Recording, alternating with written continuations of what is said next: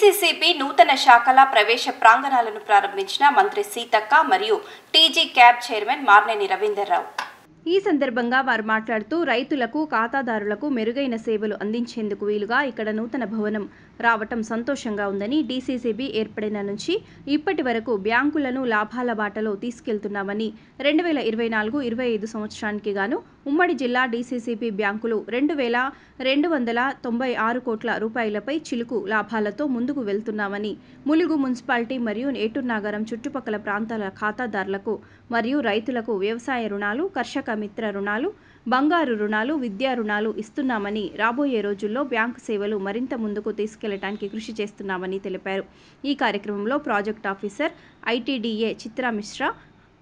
DCO Sardar Singh, జిల్లా గ్రంథాలయ chairman Ravichandra, market chairman Rega Kalyani, CEO Wazir Sultan, bank డైరెక్టర్లు మాడుగుల రమేష్ తదితరులు, నాయకులు, ప్రజాప్రతినిధులు పాల్గొన్నారు.